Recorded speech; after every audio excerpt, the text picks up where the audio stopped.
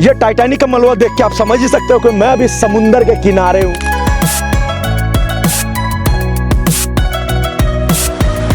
और ये समुंदर का आम किनारा नहीं है, ये डेजर्टेड आइलैंड है।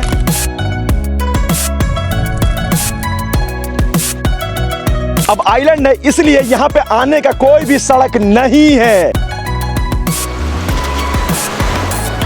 यहां आने का ये रास्ता है, ये देख रहे हो। हाँ, मैं मजाक नहीं कर रहा हूं, ये आइलैंड पे जाने के लिए लेजिट कोई भी ब्रिज नहीं है। सो हमें यहाँ से इस पानी से जाना पड़ता है। सो बेसिकली जो मेन रोड है, मेन रोड ये जो देख रहे हो ना, तो यहाँ से आते हैं हम लोग। और गाड़ियाँ बेसिकली यहाँ पे पार्क होती हैं, तो मतलब सिर्फ मोटरसाइकिल तक आप यहाँ पे आ सकते हो।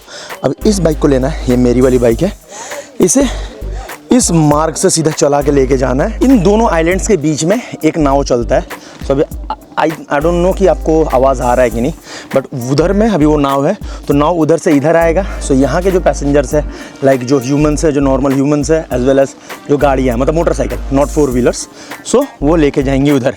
सो आज भी ये आइलैंड इतना रिमोट है कि आज भी कोई भी ब्रिज नहीं है इस दोनों के बीच में। सो आपको ये थोड़ा एडवेंचर आपको लेके आपको जाना पड़ता है उस तरफ। तो इस आइलैंड का नाम है मौसुनी आइलैंड और ये हमारे पश्चिम बंगाल में पड़ता है। और जैसा कि आप देख ही सकते हो कि ये आइलैंड चारों तरफ पानी से घिरा है, तो वहाँ पे आप सिर्फ नाव से ही एंटर कर सकते हो। वो नाव देख रहे हो, बस वो नाव आ रही है यहाँ पे, वो उस पर हमें सवारी करना है और वो नाव हमें उस पार लेके जाएगी, और वो है मौसुनी आइलैंड।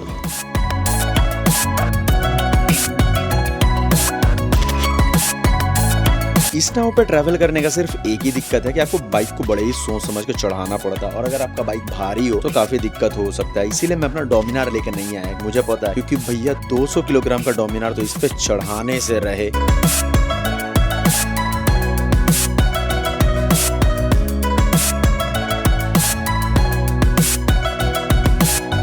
और इस नाव के यात्रा में जो कि इस नदी को क्रॉस करके जाता है, और वहाँ बता दो ये आम नदी नहीं है, ये हमारी गंगा जी है। तो ये क्रॉस करने में लगता है लगभग 12 से 15 मिनट, और फिर उसके बाद पहुँचते हैं हम लोग उस किनारे में। फिर वहाँ पे भी चैलेंज स्टार्ट होता है कि गाड़ी को कैसे नाव से उतारा जाए, फिर उतार के फिर उसको ऊपर लेके जाया जाए।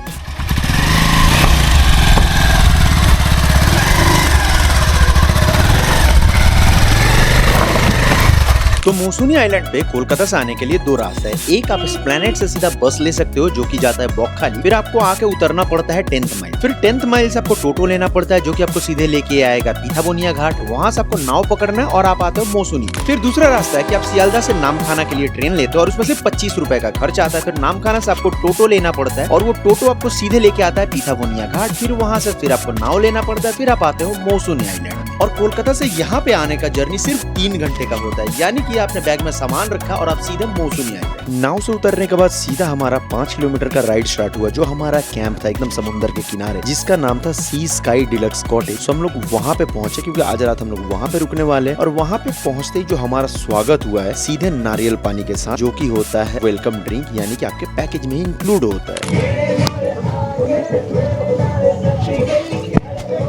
तो मौसुनी आइलैंड इसके लिए फेमस है, पार्टी पार्टी और पार्टी।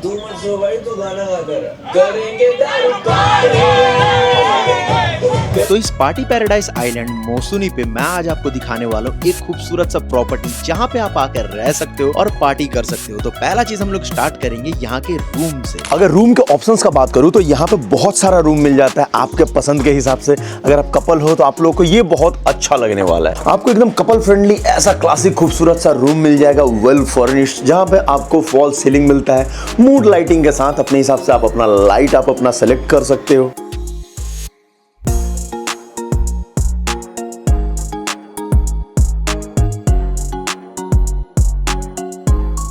अब मान लो कि आपको वैसा नॉर्मल रूम में रहना आपको पसंद नहीं, क्योंकि ऑब्वियस बात है आप यहाँ पे समुद्र के किनारे आके कुछ स्पेशल रहना चाहते हो, सो आप यहाँ पे आ सकते हो। ये है बम्बू कॉटेज। इसके नाम से आप देख के आप समझ ही सकते हो कि इसे पूरी तरह से बांस से बनाया गया, यानी कि बाम्बू से बनाया गया। ये खूबसूरत सा रूम जहाँ पे आप आराम से आप इंस्टा स्टोरीज डाल सकते हो, आप फोटोज डाल सकते हो, ये दिखाते हुए कि कितने खूबसूरत आप रूम में हो।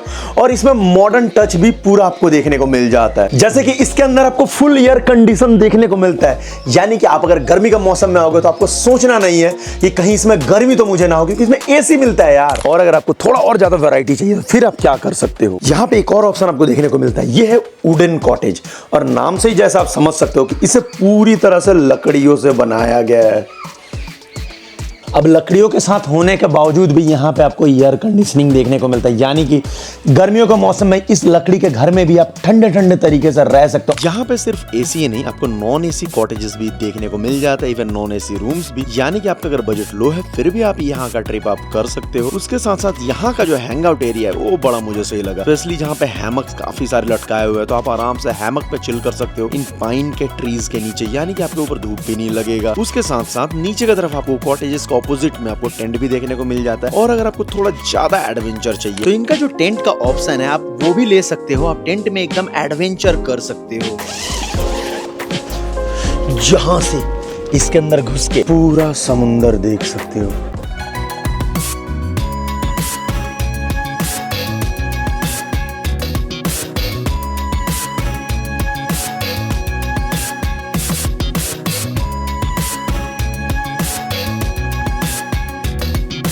तो इतना खूबसूरत नज़ारा देखने के बाद और आपको उस नज़ारे को दिखाने के बाद मुझे लगा था भूख, सो मैं सीधे गया लंच एरिया में लंच करने के लिए। सो यहाँ का लंच मेन्यू का जो सबसे बेस्ट बात है कि आपका जो पैकेज है, पैकेज में इंक्लूड रहता है। अगर आप नॉनवेज हो आप नॉनवेज ले सकते हो, मैं वेजिटेरियन हूँ तो मैंने वेज लिया, तो अगर आप भी वेजिटेरियन हो तो यहाँ पे आप टेंशन लेने का नहीं है, एकदम प्रॉपर मील है। जैसे मुझे मिला पनीर का सब्जी, ये नॉन वेजिटेरियन है तो उसको वहाँ पे चिकन मिल रहा है।